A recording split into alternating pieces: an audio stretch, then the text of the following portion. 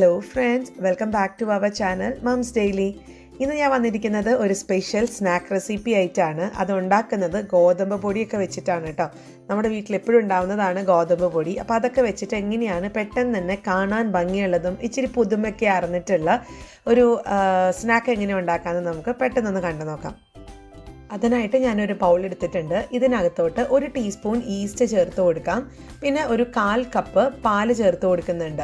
പാല് ഞാൻ ചെറിയ ചൂടുള്ള പാലാണ് എടുത്തിരിക്കുന്നത്. ചെറു ചൂട് വേണം കേട്ടോ പാലിന്. പിന്നെ ചേർക്കുന്നത് 1/4 ടീസ്പൂൺ പഞ്ചസാര. ഇത്രയും കാര്യങ്ങൾ ചേർത്ത് ഒന്ന് നന്നായിട്ടൊന്ന് മിക്സ് ചെയ്ത് വെക്കണം. അപ്പോൾ ഇതിവിടെ എന്നിട്ട് ഒരു 5 മിനിറ്റ് നമുക്ക്, അല്ലെങ്കിൽ ഇതൊന്ന് വീർത്ത് വരുന്നത് വരെ, ഒന്ന് ആക്ടിവേറ്റ് ചെയ്യുന്നത് വരെ വെയിറ്റ് ചെയ്യുക. അപ്പോൾ അവിടെ 5 മിനിറ്റിനകത്ത് നമുക്കത് ഈസ്റ്റൊക്കെ പൊന്തി വന്നിട്ടുണ്ട്. അപ്പോൾ അതവിടെ ഇരിക്കട്ടെ. ഇനി ഒരു ബൗൾ എടുക്കുക. ഇതിനകത്തോട്ട് 2 കപ്പ് ഗോതമ്പ് പൊടിയാണ് ചേർത്ത് കൊടുത്തിരിക്കുന്നത്. ഇത് തന്നെ മൈദപ്പൊടി വെച്ചിട്ട് ചെയ്യാം, പക്ഷെ ഞാൻ ഗോതമ്പ് പൊടിയാണ് ഉപയോഗിച്ചതെന്ന് മാത്രം. ഇനി ഇതിനകത്തോട്ട് ഒരു മുട്ട പൊട്ടിച്ചൊഴിക്കുക. പിന്നെ നമ്മൾ നേരത്തെ കലക്കിയൊക്കെ വെച്ചിരിക്കുന്ന ആ ഒരു ഈസ്റ്റ് ഉണ്ടല്ലോ, ആക്ടിവേറ്റ് ചെയ്തിട്ടുള്ള ഈസ്റ്റ്, അതും ഇതിനകത്തോ നമുക്ക് ചേർത്ത് കൊടുത്ത് ആദ്യം തന്നെ ഇതൊന്ന് നന്നായിട്ടൊന്ന് മിക്സ് ചെയ്ത് കൊടുക്കണം. അപ്പം ഞാൻ സ്പൂണൊക്കെ വെച്ച് മിക്സ് ചെയ്തിട്ടുണ്ട്. ഇനി അടുത്തത് ഇതിനകത്തോട്ട് ആവശ്യത്തിനുള്ള പാലെടുക്കുമ്പോൾ ചെറു ചൂടുള്ള പാലാണ് എടുത്തിരിക്കുന്നത്. ഇനി നിങ്ങൾക്ക് പഞ്ചസാര വേണം എന്നുണ്ടെങ്കിൽ, അതായത് നമ്മൾ ഉണ്ടാക്കുന്ന ഈ സ്നാക്കിന് മധുരം വേണം എന്നുണ്ടെങ്കിൽ, ഈ നമ്മൾ പാലിനകത്ത് 1-2 ടേബിൾ സ്പൂൺ പഞ്ചസാര, അതായത് നമ്മുടെ മധുരത്തിനനുസരിച്ചുള്ള പഞ്ചസാര ചേർത്ത് പാലിൽ തന്നെ നന്നായി മിക്സ് ചെയ്ത് കൊടുക്കുക. എന്നിട്ട് ആ പാല് വേണം ഈ മാവിനകത്തോട്ട് നമുക്ക് ആവശ്യത്തിനനുസരിച്ച് ഒഴിച്ചു കൊടുത്ത് ഇതൊരു ചപ്പാത്തിക്കൊക്കെ മാവ് കുഴയ്ക്കുന്ന കണക്ക് നമുക്കൊന്ന് കുഴച്ചെടുക്കണം. അപ്പോൾ ഈ ഒരു നമ്മളിത് ഗോതമ്പ് പൊടിയാണെന്ന് ഓർത്തുകൊണ്ട് ഇത് ഒത്തിരി ഹാർഡാവോ അങ്ങനെയൊന്നുമില്ല, നല്ല സോഫ്റ്റായിട്ട് തന്നെ നമുക്ക് കിട്ടും കേട്ടോ. അപ്പോൾ ഇനി ഞാൻ ചെയ്യാൻ പോകുന്നത്, ഒരു കണക്ക് ഞാൻ പറയുന്നില്ല, ആവശ്യത്തിനുള്ള പാല് ഒഴിച്ച് നമുക്കിതൊന്ന് കുഴച്ചെടുക്കണം. അപ്പം ഞാൻ നന്നായി കുഴച്ചെടുത്ത് വന്നിട്ടുണ്ട്. ഇനി ഇതിനകത്തോട്ട് 1/2 ടീസ്പൂൺ ബട്ടറോ അല്ലെങ്കിൽ നെയ്യോ എന്തെങ്കിലും, അല്ലെങ്കിൽ ഓയിലോ ഏതെങ്കിലും ഒന്ന് ചേർത്ത് കൊടുത്താൽ മതി. അതൊന്ന് ഇതിൻ്റെ മേലെ ഒന്ന് നന്നായിട്ടൊന്ന് നമുക്കൊന്ന് തടവിയൊക്കെ കൊടുത്ത് ഇനി നമുക്കിത് റെസ്റ്റ് ചെയ്യാൻ വെക്കണം. 1 മണിക്കൂർ മുതൽ 2.5 മണിക്കൂർ വരെ വയ്ക്കാം. ഇപ്പോൾ ഇവിടെ ഇച്ചിരി തണുപ്പൊക്കെ തുടങ്ങിയൊരു സമയമായതുകൊണ്ട് ഞങ്ങൾക്ക് ഒത്തിരി നേരമൊന്നും, ഞാൻ 2 മണിക്കൂർ വെയിറ്റ് ചെയ്തിട്ട് ഇത് ഒത്തിരി നാട്ടിലെ പോലെ ഒന്നും അങ്ങനെ വീർത്ത് വരത്തൊന്നും ഇല്ല കേട്ടോ. അങ്ങനെ വേണമെങ്കിൽ മണിക്കൂറുകളോളം വെക്കണം. ഞാനപ്പോൾ ഇച്ചിരി ടേസ്റ്റൊക്കെ ചെയ്ത് നോക്കിയപ്പോൾ അത്യാവശ്യമൊക്കെ നന്നായിട്ടൊന്ന് ചെറിയൊരു പുളിപ്പും കാര്യങ്ങളൊക്കെ വന്നിട്ടുണ്ട്. അപ്പോൾ എന്താണെങ്കിലും ഞാനിതൊരു ഫോയിൽ പേപ്പർ വെച്ച് മൂടി ഒരു 2 മണിക്കൂർ മാറ്റി വയ്ക്കുന്നുണ്ട്. അപ്പോൾ 2 മണിക്കൂർ മാറ്റി വെച്ച് കഴിഞ്ഞപ്പം ഇച്ചിരി ഒന്ന് പൊന്തിയിട്ടുണ്ട്. പക്ഷേ നമ്മുടെ നാട്ടിലൊക്കെ ആണെന്നുണ്ടെങ്കിൽ ഈ 2-2.5 മണിക്കൂറിനകത്ത് നല്ല ഡബിളായിട്ടൊക്കെ പൊന്തി കിട്ടും. അപ്പോൾ ഇനി നമുക്കിത് ഇനി നമുക്കിതൊരു 2 മിനിറ്റ് സമയം എടുത്തിട്ട് നന്നായിട്ട് തന്നെ കുഴച്ചെടുക്കണം. എങ്കിലാണിത് നല്ല സോഫ്റ്റായിട്ട് കിട്ടത്തുള്ളൂ. അപ്പം ഞാൻ 2 മിനിറ്റ് സമയം എടുത്ത് ഒന്ന് കുഴച്ചെടുക്കുന്നുണ്ട്. നോക്കിക്ക്, നമ്മുടെ മാവൊക്കെ നോക്കിക്ക്, നല്ല സോഫ്റ്റ് ആയിട്ടാണ് വന്നിരിക്കുന്നത്. നല്ല പഞ്ഞിക്കുട്ടം പോലെയാണ് വന്നിരിക്കുന്നത്. ഇതൊരു ഗോതമ്പ് പൊടി കൊണ്ടാണ് നമ്മളിത് ഈ മാവ് കുഴച്ചിരിക്കുന്നത് എന്നുള്ളത് ഒട്ടും പറയത്തില്ല. ശരിക്കും മൈദയൊക്കെ എടുക്കുന്നത് പോലെ തന്നെയാണ്, അത്രയും സോഫ്റ്റാണ്. ഇനി നമുക്ക് ചപ്പാത്തിയൊക്കെ പരത്തുന്ന പലകയും റോളർ എടുക്കണം. ഇനി ഇതാണ് നമ്മുടെ ഒരു മാവ്. ഞാൻ സമയമെടുത്ത് ഉണ്ടായിരുന്ന മാവ് ഇതാണ്. നമുക്കൊരു കത്തി എടുത്തിട്ട് ഒരു 3-4 ഭാഗമായിട്ട് നമുക്കിതൊന്ന് മുറിക്കണം. ഇനി മുറിച്ചതിൽ നിന്ന് നമുക്കതിൽ നിന്ന് ഒരു ചെറിയൊരു ഭാഗം എടുത്ത് അല്പം ഗോതമ്പ് പൊടി ഞാൻ ഈ ചപ്പാത്തി പലകയിൽ ഇട്ട് കൊടുത്തിട്ടുണ്ട് കേട്ടോ. എന്നിട്ട് നമുക്കിതൊന്ന് നീളത്തിലൊന്ന് പരത്തിയെടുക്കണം. ഒത്തിരി കനം കുറച്ചെടുക്കണം എന്നൊന്നുമില്ല. ഞാൻ ആദ്യം കൈ വെച്ചിട്ടൊന്ന് ചെറുതായിട്ടൊന്ന് അമർത്തി കൊടുക്കുന്നുണ്ട്. അതിനുശേഷം റോളർ വെച്ചിട്ട് നമുക്കിതൊന്ന് നീളത്തിൽ പരത്തിയെടുക്കാം.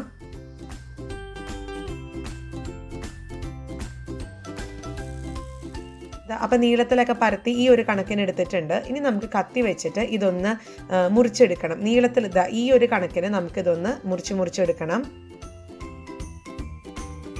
ഇനി നമുക്കിത് ഒന്നിന് മേലെ ഒന്ന് ആ ഒരു സൈസൊക്കെ നമ്മൾ കറക്റ്റായിട്ട് വെച്ച്, ഇനിയിപ്പോൾ അത് അങ്ങോട്ടും ഇങ്ങോട്ടും നീളക്കുറവൊക്കെ ഉണ്ടെന്നുണ്ടെങ്കിൽ നമ്മുടെ കൈ വെച്ചിട്ടൊന്ന് ചെറുതായിട്ടൊന്ന് ഇങ്ങോട്ടൊക്കെ ഒന്ന് പ്രസ് ചെയ്ത് കഴിഞ്ഞാൽ കറക്റ്റായി കിട്ടും. പിന്നെ ഒരു ലെയർ എത്ര വേണം എന്നുള്ളത് നമ്മൾ ഓരോരുത്തരുടെ ഇഷ്ടമാണ്. ഞാനിപ്പോൾ ഇവിടെ ആദ്യം കാണിക്കാൻ പോകുന്നത് 2 വെച്ചിട്ടുള്ള മുറിച്ചിട്ടുള്ള 2 വെച്ചിട്ടുള്ള ഒരു രീതിയിലാണ് എടുക്കുന്നത്. പിന്നീട് ഞാൻ കാണിക്കാം ഒത്തിരി ലെയറുള്ളത് എങ്ങനെയാണ് ഉണ്ടാക്കുന്നതെന്ന് ഉള്ളതും കൂടെ കാണിക്കാം. അപ്പോൾ ഇത്രയേ ഉള്ളൂ. പിന്നെ വലിപ്പമൊക്കെ നമ്മൾ ഓരോരുത്തരുടെ ഇഷ്ടത്തിനനുസരിച്ച് ചെറുതും വലുതൊക്കെ ആക്കാം.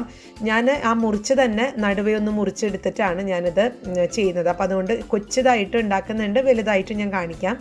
അപ്പോൾ ഇനി ചെയ്യാൻ പോകുന്നത് രണ്ടെണ്ണം വെച്ചിട്ട് ഇതുപോലെ ഒന്ന് നമുക്ക് സൈഡൊക്കെ ഒന്ന് ഷേപ്പ് ചെയ്ത് കൊടുക്കാം. പിന്നെ നമ്മൾ കത്തിയൊക്കെ വെച്ചിട്ട് എക്സ്ട്രാ വരുന്നൊരു ഭാഗമൊക്കെ ഉണ്ടെന്നുണ്ടെങ്കിൽ അതൊന്ന് മുറിച്ച് മാറ്റിയിട്ട് നമ്മളിനി കുഴയ്ക്കാൻ വെക്കുന്ന മാവിന് അകത്തോട്ട് മാറ്റി വീണ്ടും അത് കുഴച്ചെടുക്കാവുന്നതാണ്. അപ്പോൾ ഇതാ ഈ ഒരു രീതിക്ക് ഞാൻ എടുത്തിട്ടുണ്ട്.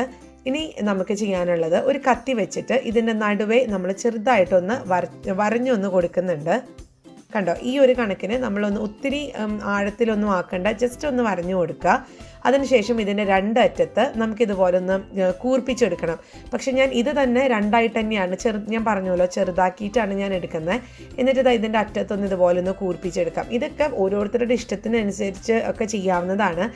ഞാനിപ്പോൾ ഇങ്ങനെ ഈ ഒരു ഷേപ്പിൽ ഉണ്ടാക്കിയെടുക്കുന്നു മാത്രം. അപ്പോൾ ഇത് നമ്മൾ വറുത്തെടുക്കുമ്പോഴത്തേക്കും കാണാനൊക്കെ ഒരു ഭംഗിയുണ്ട്, ഒരു എന്താ പറയുക, ഒരു ഡിഫറെൻ്റ് ആയിട്ടുള്ള ഒരു ഷേപ്പാണെന്ന് മാത്രം. അപ്പോൾ കണ്ടോ, ഈ ഒരു രീതിക്ക് ഞാൻ എടുത്തിട്ടുണ്ട്. അപ്പോൾ ഇനി ഇതൊരു പ്ലേറ്റിനകത്തോട്ട് മാറ്റി വെച്ചിട്ട് ഞാൻ ബാക്കിയുള്ളതും കൂടെ ഇതുപോലെ ഒന്ന് എടുക്കുന്നുണ്ട്.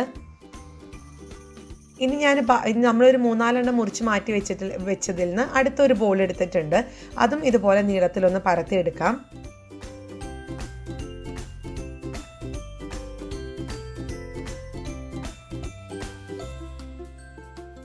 അപ്പോൾ ഇതിനകത്ത് ഞാൻ കണ്ടോ ഇതേപോലെ പല പല ലെയറുകളായിട്ടാണ് വെച്ചിരിക്കുന്നത്. എല്ലാം കൂടെ ഞാൻ ഒരൊറ്റ ലെയറാക്കി ഒരൊറ്റ അടുക്കിൽ വെച്ചിട്ട് ഇത് നമുക്ക് ഈ വലിപ്പത്തിൽ തന്നെ നമുക്കൊരു 3-4 ഭാഗത്തിനായിട്ട് മുറിച്ചെടുക്കാം. പക്ഷെ ഞാനിത് നടുവേ ഒന്ന് മുറിച്ചെടുത്തിട്ടുണ്ട്.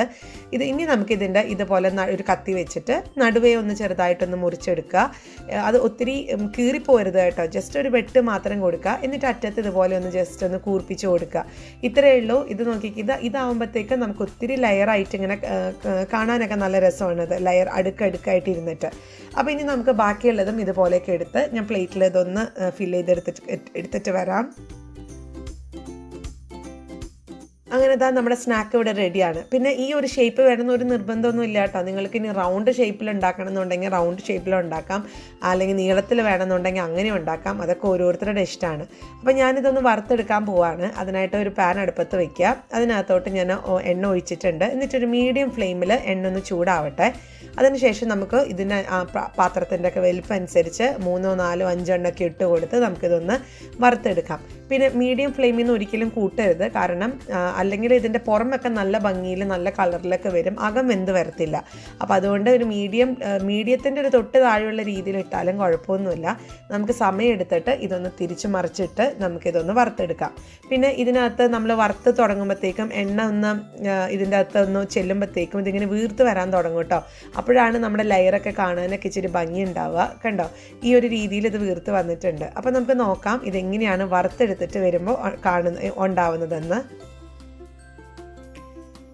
അങ്ങനെ നമ്മുടെ സ്നാക്ക് ഇവിടെ റെഡിയാണ്. നല്ല ഉരുണ്ടൊക്കെ ഇരിക്കുന്ന ഒരു സ്നാക്കാണ്. പിന്നെ ഞാൻ പറഞ്ഞോളൂ, ഇത്രയും വലിപ്പത്തിൽ വേണ്ടാന്നുണ്ടെങ്കിൽ അതനുസരിച്ച് നിങ്ങൾക്ക് മുറിച്ചെടുക്കാവുന്നതാണ്.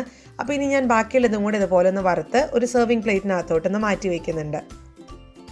അങ്ങനെ നമ്മുടെ സൂപ്പർ സ്നാക്ക് ഇവിടെ റെഡിയാണ്. ഞാനിപ്പോൾ ഉണ്ടാക്കിയതിന് മധുരമില്ല കേട്ടോ. മധുരമില്ലാത്ത വളരെ നമുക്ക് ചായക്കൊക്കെ ഒപ്പം കഴിക്കാൻ പറ്റുന്ന രീതിയിലാണ് എടുത്തിരിക്കുന്നത്. ഇനി മധുരം വേണമെന്നുണ്ടെങ്കിൽ നേരത്തെ പറഞ്ഞ പോലെ പാലിനകത്ത് അല്പം പഞ്ചസാര ഇട്ടാൽ മതിയാവും. ഇനി കണ്ടോ, ഉള്ളൊക്കെ നോക്കിക്കാൻ നല്ല പഞ്ഞിക്കുട്ടം പോലെയാണ് ഇരിക്കുന്നത്. എല്ലാവരും ഒന്ന് ട്രൈ ചെയ്ത് നോക്കുക, തീർച്ചയായിട്ടും ഇഷ്ടപ്പെടും. നമുക്ക് ഈസ്റ്റൊക്കെ ചേർത്തത് കൊണ്ട് ചിലപ്പം എപ്പോഴും ഉണ്ടാക്കാൻ പറ്റത്തില്ലായിരിക്കാം, പക്ഷേ വല്ലപ്പോഴൊക്കെ ഉണ്ടാക്കി കഴിക്കുന്നത് കൊണ്ട് കുഴപ്പമൊന്നുമില്ല. അപ്പോൾ എല്ലാവരും ട്രൈ ചെയ്ത് നോക്കുക. എന്നിട്ട് എങ്ങനെ ഉണ്ടായിരുന്നു എന്നുള്ളൊരു അഭിപ്രായം അറിയിക്കണം. അതുപോലെ തന്നെ നമ്മുടെ ഈ ചാനൽ ആദ്യമായിട്ടാണ് കാണുന്നതെങ്കിൽ സബ്സ്ക്രൈബ് ചെയ്യാനും മറക്കരുത്. അപ്പോൾ അടുത്തൊരു വീഡിയോ ആയിട്ട് നമുക്ക് ഉടനെ കാണാം. അൻറ്റിൽ ദെൻ ബൈ.